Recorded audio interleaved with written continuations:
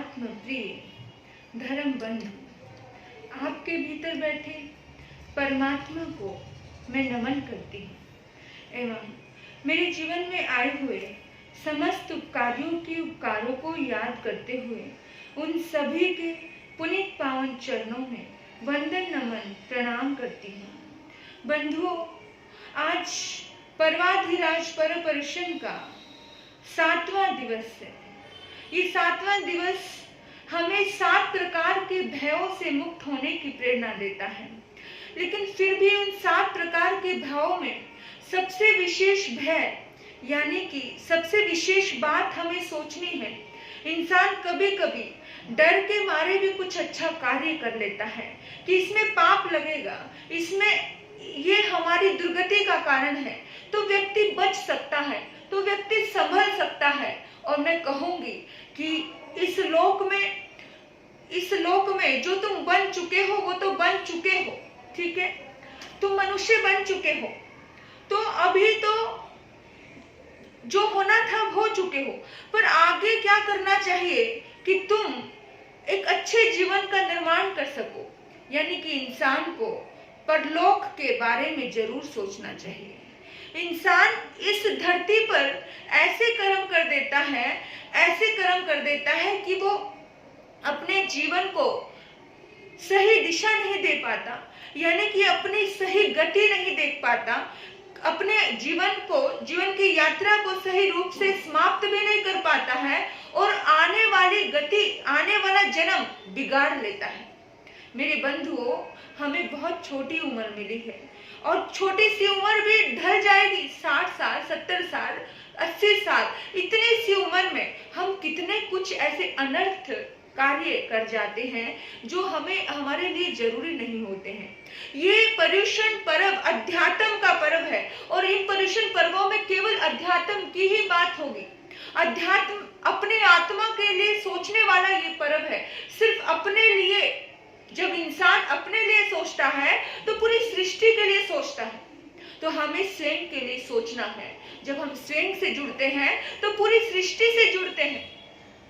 मेरे बंधुओं, इस धरती पर ऐसे महान आत्माएं हुई जिन्होंने स्वयं के लिए सोचा, स्वयं की आत्मा के लिए सोचा, तो वो पूरी सृष्टि से पार हो गए, संसार सागर से पार हो गए। लोग कहते हैं कि बड़ा स्वार्थी है, लेकिन स्वार्थी शब्द बड़ा धार्मिक शब्द है। स्व यानी कि स्व के अर्थ को जिसने समझ लिया वो है स्वार्थी। आपको जब भी समय लगे आप अपनी आत्मा का चिंतन करो। आपको जब भी समय लगे आप अपने लिए फटाफट उस समय निकाल लो, सत्संग के लिए, धर्म के लिए, भक्ति के लिए, भजन के लिए। देखिए मेरे बंधुओं, इस धरती पर जब भी हम मोह में अटकते हैं और मोह में अटकने के बाद हमारे जीवन में हम इतना टूटते हैं, बार बार टूटते हैं, लेकिन फिर भी हम वहीं अटके रहते हैं। मोह, जिसको भी मोह हुआ उसकी सदगति नहीं हुई।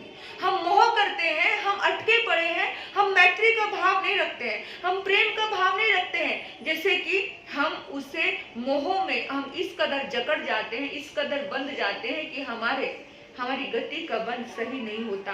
हम परलोक के बारे में इंसान को सोच करके थोड़ा तो भयभीत होना चाहिए कि कहीं मैं अपने परलोक की व्यवस्था गलत तो नहीं कर रहा हूँ, मैं अपने हाथों अपने नरक गति का बंद तो नहीं कर रहा हूँ, अपने हाथों में त्रेंच गति का बंद तो नहीं कर रहा हूँ, अपने लिए मैं पशु योनि के द्वार तो नहीं खोल रहा हूँ। अपने आप से चिंतन करना चाहिए, विचार करना चाहिए, परलोक का जरूर सोचना चाहिए इंसान को, क्योंकि इस लोक में अगर व्यक्ति सही रहेगा तो ही परलोक सही मिलेगा।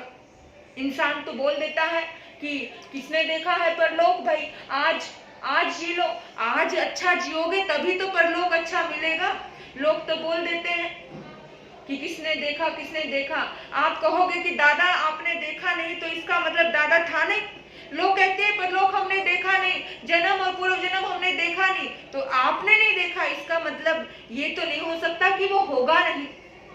आपको मैं बताऊं, आपने अगर अपनी माँ को नहीं देखा है, आपकी माँ जन्म देते ही इस दुनिया से चली गई, आपको पिता को आपने नहीं देखा है, आप कहोगे कि मैं नहीं मानता कि माँ ने जन्म दिया, मैं नहीं मानता कि पिता जैसी कोई चीज हो, पर आपके मानने या नहीं मानने से कुछ नहीं होता है। जो सच्चाई है वो तो सच्चाई ही रहेगी, सच कभी झूठ हो नहीं सकता। इसलिए इस बारे में बहुत ज्यादा गौर से, विशेष रूप से ध्यान करना है कि अपने आत्मा का निरीक्षण हमें करना है, अपने आप से बातें करने हैं कि कहाँ हम सही हैं, कहाँ हम गलत हैं। कब कब मैंने किसी का दिल दुखाया, किसी अपने के चक्कर में किसी दूसरे का दिल दुखाया, कब कब मैं मोह में अटका, कब कब अपने आप से प्रश्न करना। मेरे बंधुओं, ऐसे हमारे शास्त्रों में बहुत बार ऐसे उदाहरण आते हैं और उस उदाहरण में इंसान को दो तरह की बात कही जाती है कि इंसान को सूखे नारियल जैसा होना चाहिए, कच्चे नारियल जैसा नहीं होना चाहिए। कैसे? शेख फरीद के पास एक युवक आया और उस युवक ने आकर के कहा कि गुरुदेव, मैंने सुना है कि मंसूर की जिंदगी, एक हत्या बहुत बेरहमी तरीके से हुई। जो लोग अपने आप को धर्म का ठेकेदार समझते थे, उन लोगों ने, मंसूर एक अच्छा जागा हुआ व्यक्तित्व का धनी था, लेकिन उस मंसूर को मार डाला। आपको पता है, जब इस दुनिया में कोई जागता है तो इस जागे हुए व्यक्ति को दुनिया स्वीकार नहीं कर पाती है, सारे के सारे उसके विरोध में आ जाते हैं और विरोधी तत्व ऐसे खड़े हो गए जैसे जीसस को मार डाला, सुकरात को जहर दे दिया, दयानंद सरस्वती को जहर दे दिया, यानी कि। लेकिन फिर भी आप सोचिए मेरे बंधुओं, इन सभी जिन जिन लोगों को जहर दिया, जिन जिन लोगों को मारा, पीटा, दुखी किया, उन सब लोगों ने संभाव की साधना की, उन सभी लोगों ने शांति की साधना की। उन्होंने दोषारोपण नहीं किया कि तुम्हारी वजह से ये दर्द हमारे जीवन में आया। आप यकीन नहीं कर सकते हो, जिस वक्त जीसस को सूली पर लटकाया गया, उस वक्त जीसस के भक्त सोच रहे थे कि अभी कोई चमत्कार होगा, अभी कोई परमात्मा धरती पे आएंगे और कहेंगे, और जीसस कहेगा कि सभी को मार डालो प्रभु, आपने आपके बेटे को इन्होंने दर्द दिया। लेकिन ऐसा कुछ भी नहीं हुआ, जीसस ने ऐसा कुछ भी नहीं कहा। जीसस जो उनको सूली चढ़ा रहे थे, जीसस उनके लिए दुआ प्रार्थना करते हैं, प्रेयर करते हैं। जीसस कहते हैं कि हे प्रभु, इन्हें क्षमा करना, क्योंकि ये नहीं जानते कि ये क्या कर रहे हैं। विचार करना मेरे बंधुओं, विचार करना। और हम अपने मोह में या अपनों के मोह में कितने अटके हैं, और उनको अपने शरीर से भी मोह नहीं था। ये साधना के द्वारा होगा। हमें तो कितना मोह है। हम तो प्रार्थना करें, हम इबादत करें, हम ईश्वरीय शक्ति का आह्वान करें कि प्रभु, जैसी शक्ति आपके भीतर में थी, वो शक्ति हमारे भीतर में भी प्रकट हो। ऐसी दुआ करें। देखिए, वो व्यक्ति कहता है कि मंसूर के जब हाथ काटे जा रहे थे, जब उसके पांव काटे जा रहे थे, जब उसे मारा जा रहा था, वो मुस्कुरा रहे थे, वो खुश हो रहे थे। भला किसी के हाथ पांव काटे जाएं, क्या वो कभी खुश हो सकता है? क्या वो हंस सकता है? ये बात तो मुझे बड़ी अटपटी लगी। आपको भी बड़ी अटपटी लगती होगी जब आप सुनते होंगे कि महावीर के कानों में कीले ठोके गए और महावीर मौन रह गए। आपको बड़ी अटपटी लग रही होगी सुनकर कि गस्सु कुमार के सिर पर अंगारे धरे गए, लेकिन गस्सु कुमार ने उफ तक नहीं किया। क्षमा का पुजारी वीर गज सुकमाल था, क्षमा का पुजारी मुनि गज सुकमाल था। देवकी का लाल था, वो देवकी का लाल था, देवकी का लाल था, वो देवकी का लाल था। अच्छा, मुनि रत्ती भर भी गुस्सा नहीं लाए और क्षमा का भाव रखा और पल भर में पार हो गए। आपको अतिशयोक्ति लगती होगी, अर्जुन माली को इतना कष्ट दिया, लोगों ने मारा पीटा, लेकिन 6 महीने में वो संभाव की साधना करके महावीर से पहले मोक्ष हो गए। लेकिन आपको बड़ी अतिशयोक्ति लगती है, लेकिन आपकी अतिशयोक्ति लग जाने से बात झूठी नहीं हो जाती है। आपको अगर विश्वास नहीं हो, आपको विश्वास नहीं होने से बात झूठी नहीं हो जाती है। जो सत्य था वो तो सत्य ही रहता है। सत्य तो तीनों कालों में सत्य रहता है। सत्य कभी मिटता नहीं है, सत्य कभी बिकता नहीं है। जो सही है वो तीनों कालों में सही है, कोई माने या नहीं माने। सत्य को कहने की जरूरत नहीं पड़ती कि मैं सत्य हूँ, झूठ को याद करने की जरूरत पड़ती है कि मुझे इस बात को, झूठ को सच कैसे साबित करना। मेरे बंधुओं, वो व्यक्ति कहता है, मुझे तो लगता है कि ऊंचा उठाने के लिए उनके व्यक्तित्व में ये बात जोड़ी गई है। मेरे बंधुओं, इंसान अपने मन से बहुत कुछ कह देता है कि महावीर इतना क्षमा के सागर कैसे हो गए, ये तो संगम देव को भी उन्होंने क्षमा कर दिया और चंद्रकौशिक को भी उन्होंने क्षमा कर दिया। अरे गोशालक तो प्रतिपल उनके साथ रहा, उनको दुख देता रहा, उसको भी उन्होंने क्षमा कर दिया। ऐसे कैसे क्षमा कर दिया? ऐसे कोई क्षमा थोड़ी हो सकती है। लेकिन क्षमा जिन्होंने किया उन्होंने किया। अरे सामने पता है, सामने मालूम है कि उस व्यक्ति ने मुझे जहर दिया। दयानंद सरस्वती को मालूम था कि इस रसोइये ने मुझे जहर दिया है, लेकिन फिर भी दयानंद सरस्वती क्षमा के भावों में जुड़े रहे। और दयानंद सरस्वती कहते हैं, ये ले किराया और जा, मेरे भक्त तुझे मार डालेंगे, मेरे भक्त तुझे छोड़ेंगे नहीं। ऐसी भावना आज साधारण इंसान सोचेगा ऐसी भावना कभी हो सकती है, लेकिन एक जागे हुए व्यक्ति के हृदय में ऐसी भावना जाग सकती है। शेख फरीद ने कहा कि ये 2 नारियल सामने पड़े हैं, इन नारियल को साबुत निकालना है। और उस व्यक्ति ने देखा, नारियल को बचाया, पानी हिल रहा था, नारियल कच्चा था। बोला ये नहीं निकलेगा। बोला क्यों नहीं निकलेगा? निकालो, प्रयास करो। और उसने उस नारियल को छीलना शुरू किया। बड़ी मेहनत लगी, वो नारियल के टुकड़े टुकड़े हो गए और फिर भी उसको कुरेद के छुरी से, चक्कू से निकाला जा रहा है, लेकिन निकल नहीं रहा है। बड़ा मुश्किल हुआ। फिर उन्होंने कहा कि अच्छा ऐसा करो कि ये कच्चे नारियल को आप निकालो। कच्चे नारियल को निकाला मुश्किल, और पक्के नारियल को निकालने के लिए कहा तो बड़ा इजी हो गया, बड़ा आसान हो गया। थोड़ी सी चोट लगी और निकल गया। और अब शेख फरीद कहते हैं कि देख, इसी में तेरा समाधान है। जो अपने शरीर से बाहर की भावनाओं से जुड़ा रहता है, मोह से, लोभ से, आसक्ति से जुड़ा रहता है, उसको कुरेद करके निकाला जाता है। वो हजारों टुकड़े उसके होते हैं तो भी उसको समझ नहीं आती। लेकिन जो परिपक्व हो जाता है, जो पक जाता है, वो थोड़ी सी चोट से अलग हो जाता है। तो मंसूर पका हुआ व्यक्ति था, वो थोड़ी सी चोट से अलग हो गया। यही कारण है कि उसको खोल की बात समझ आ गई, यानी कि खोल और गिरी अलग हो गई, यानी आत्मा और शरीर को अलग समझ लिया। जिन महानुभावों ने आत्मा और शरीर को अलग समझा, उनने अपने जीवन का उत्थान किया।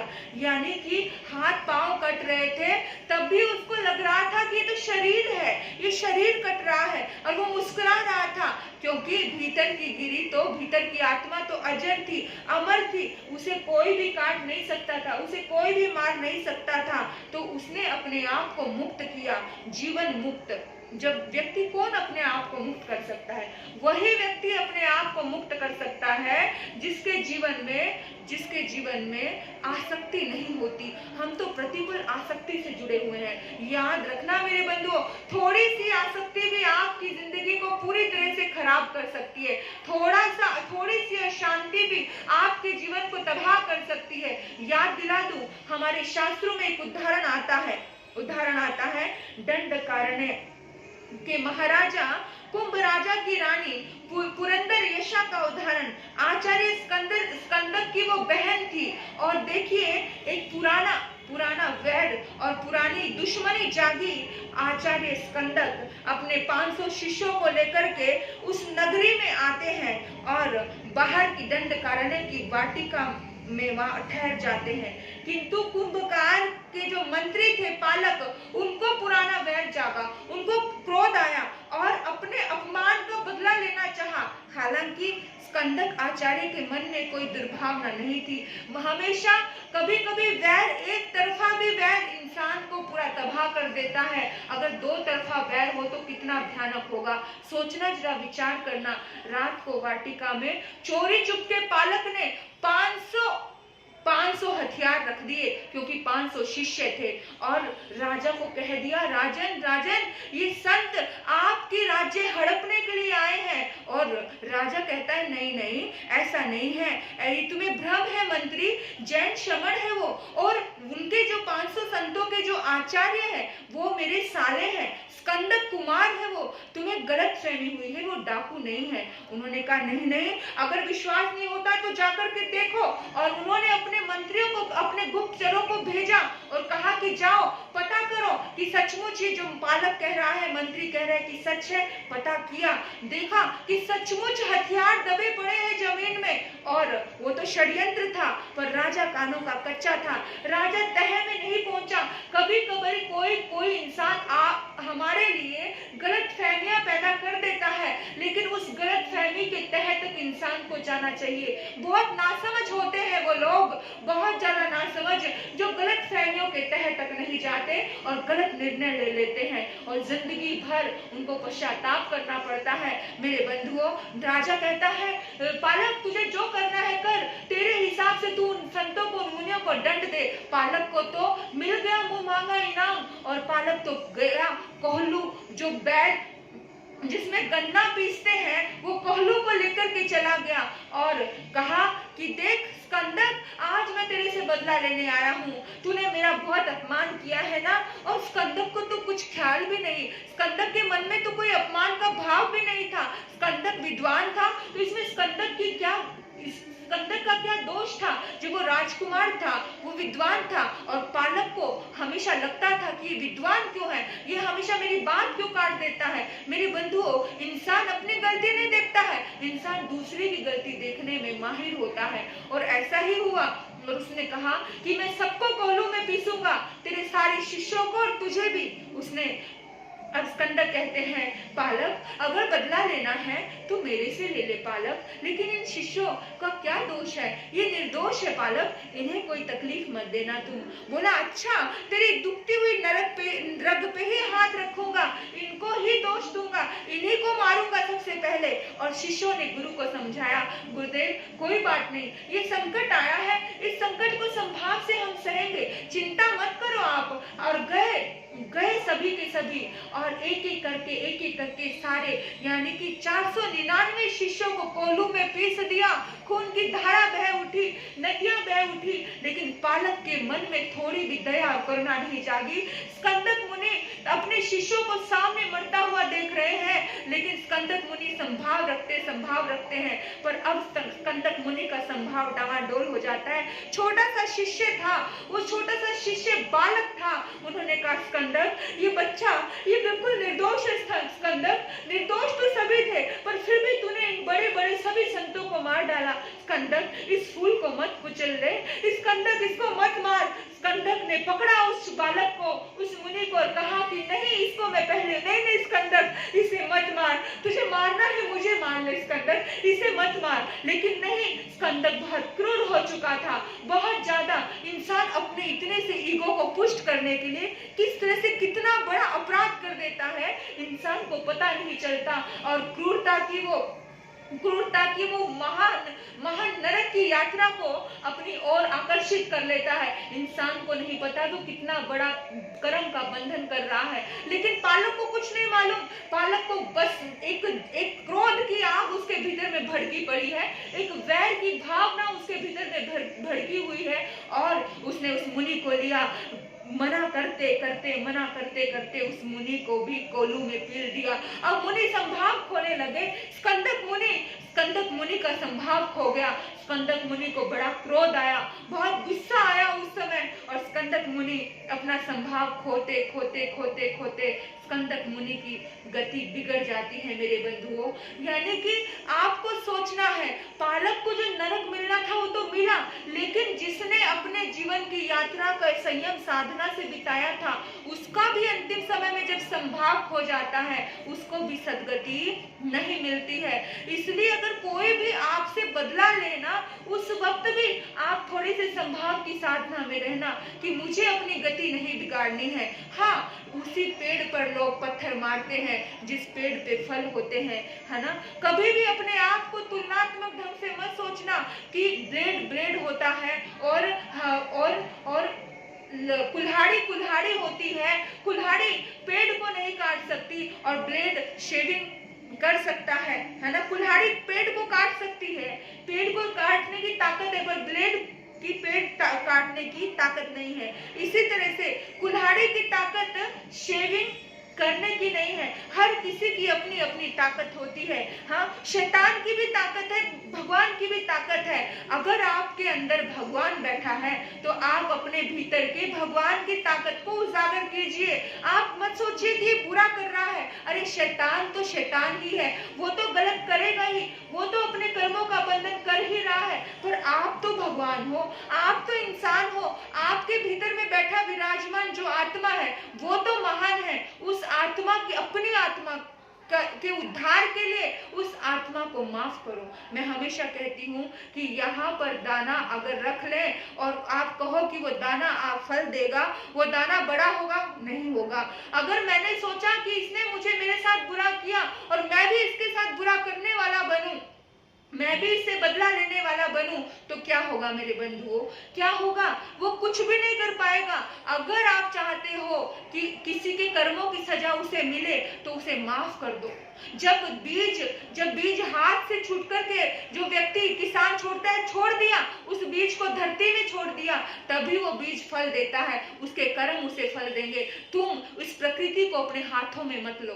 तुम इस प्रकृति को अपने हाथों में लोगे तो तुम सामने वाले का कुछ भी नहीं कर पाओगे और अपना बिगाड़ लोगे। इस बात का विशेष रूप से ध्यान रखना कि इस आत्मा को और इस शरीर को थोड़ा अलग जानो। ये आत्मा जन्मों जन्मों से दुखी है, 84 लाख जीवा योनि में दुखी होती आई है, जन्म मरण के फेरों से थपेड़े खाती आई है। इन जन्म मरण से अगर हमें मुक्त होना है तो हमें जागना पड़ेगा, ये सोचकर कि किसी ने एक शरीर को खत्म किया है, किसी ने इस शरीर को मारा है, मेरी आत्मा तो अजर अमर है। बुद्ध के शिष्य कहते हैं कि प्रभु, मुझे ऐसे देश में जाना है जिस देश में धर्म नहीं है। इस देश में तो सब तरफ धर्म ही धर्म है। तो बुद्ध कहते हैं, बेटा, वहां के लोग भयानक हैं, वहां के लोग डेंजर हैं, वो तुझे मार डालेंगे, तुझे तकलीफ देंगे। अगर वो तुझे मारेंगे तो तुझे गालियां देंगे तो तू क्या सोचेगा? वो शिष्य कहता है, गुरुदेव, मैं सोचूंगा कि वो सिर्फ मुझे गालियां दे रहे हैं, वो मुझे मार तो नहीं रहे हैं ना,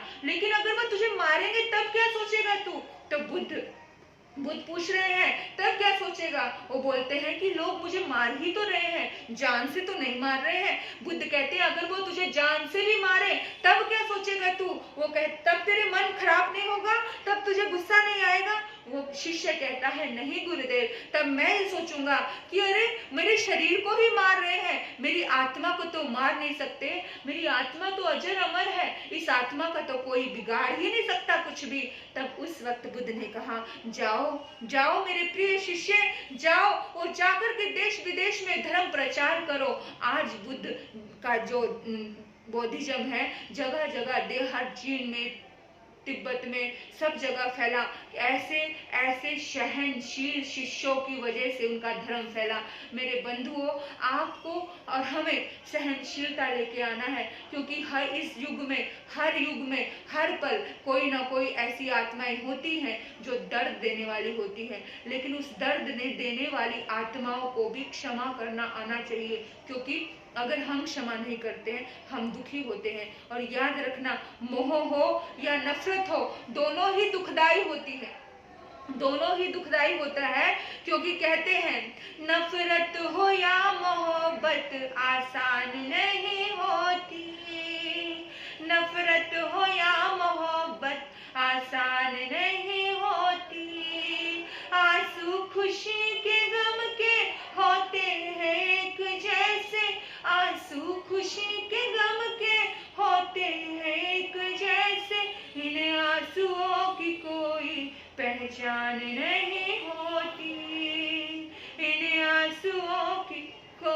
पहचान नहीं होती।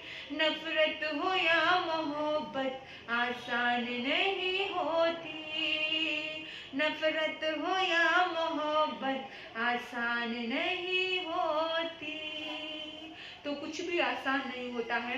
नफरत भी प्रतिपल मारती है और मोह भी प्रतिपल मारता है। दोनों ही दुखदाई है। तो हमको कैसा होना है? पक्के नारियल जैसा होना है, जो कोई हमें मार नहीं पाए, ज्यादा चोट नहीं खानी पड़े और हम एक झटके में अलग हो जाएं। अगर झटके में अलग हो जाएंगे तो दर्द से मुक्ति मिल जाएगी, नहीं तो इन दर्द में ही उलझे रहेंगे, जन्म मरण के थपेड़े खाते रहेंगे और जन्मों जन्म ऐसे ही व्यर्थ हो जाएंगे। मेरे बंधुओं, जिन लोगों ने अपनी आत्मा को समझा, जिन लोगों ने अपनी आत्मा को जाना, अपनी आत्मा का उत्थान किया, उन्होंने ही अपने परलोक को सुधारा है। वही इसलिए हमेशा ध्यान रखना कि हमारा परलोक ना बिगड़ जाए। आप भी अपने परलोक के बारे में सोचें और हम भी सोचें। परलोक के बारे में सोचेंगे कब? जब हम इस जीवन को अच्छा बनाएंगे। तो वर्तमान के जीवन को अच्छा बनाएंगे तो परलोक अपने आप अच्छा बनता चला जाएगा। आपने मुझे सुना। आपके भीतर बैठे परमात्मा को नमन करते हुए ओम शांति, ओम शांति, ओम